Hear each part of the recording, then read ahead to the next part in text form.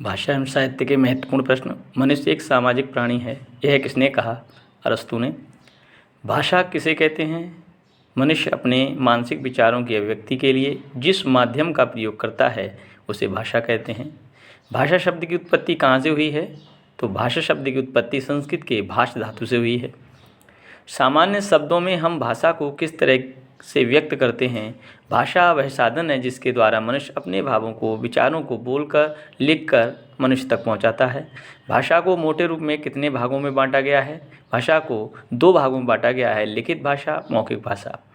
हिंदी भाषा का संबंध किस लिपि से है? तो देवनागरी लिपि से।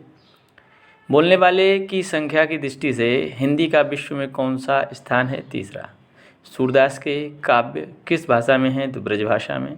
संविधान के किस अनुच्छेद में कहा गया है कि संघ की राजभाषा हिंदी और लिपि देवनागरी होगी? तो 343वें अनुच्छेद में कहा गया है। हिंदी शब्द की व्युत्पत्ति कहाँ से हुई? तो सिंधु से। वर्तमान हिंदी का प्रचलित रूप कैसा है? खड़ी बोली। जिन ध्वनियों के संयोग से शब्दों का निर्माण होता है उन्हें क्या कहते हैं? तो वर्ण। स्वरों की संख्या कितनी मानी गई है? तो 11।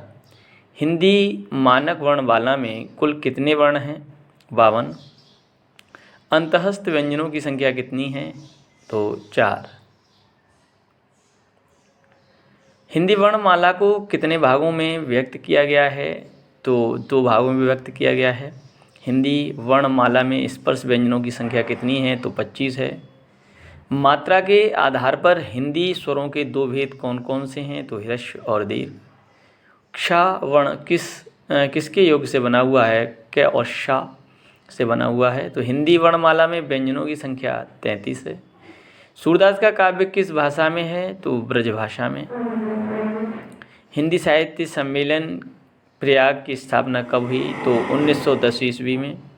संविधान की 8वीं अनुसूची में उल्लेखित भारतीय भाषाओं की संख्या कितनी है? तो 22। हिंदी की विशिष्ट बोली ब्रज भाषा किस रूप में सबसे अधिक प्रसिद्ध है? तो काव्य भाषा के रूप में। देवनागरी लिपि किस लिपि का विकसित रूप है? तो ब्राह्मी लिपि का। रामायण, महाभारत आदि ग्रंथ कौन सी भाषा में लिखे गए हैं? तो आर्य भाषा में। विद्यापति की प्रसिद्ध रचना पदावली किस भाषा में लिखी गई है? तो मैथिली में। भारत में हिंदी का संवैधानिक स्वरूप आपका राजभाषा। जाटू किस बोली का उपनाम है? तो बांगरू। एक मनई के दुई बेटवे रहिन, यह अवतरण हिंदी की किस बोली में है? तो भोजपुरी से। हिंदी का पहला नाटक आपका नहुष है। कबीरदास की भाषा सदुक्कड़ी थी। कलम का जादूगर किसे कहा जाता है? तो कलम का जादूगर यहाँ रामवृक्ष बेनीपुरी दिए हैं। प्रगतिवाद उपयोगितावाद का दूसरा नाम है, यह कथन किसका है? रामविलास शर्मा।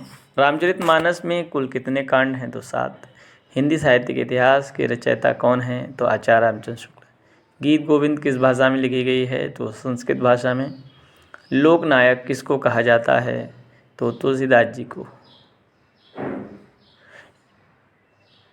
इंद्रावती किसे कहा जाता है? इंद्रापति तो विष्णु को। और पंचतंत्र क्या है? तो कहानी संग्रह है। ये महत्वपूर्ण और बहुत ही सरल प्रश्न रहे। सेशन कैसा लगा कमेंट सेक्शन में बताइएगा। बहुत बहुत धन्यवाद। जय हिंद।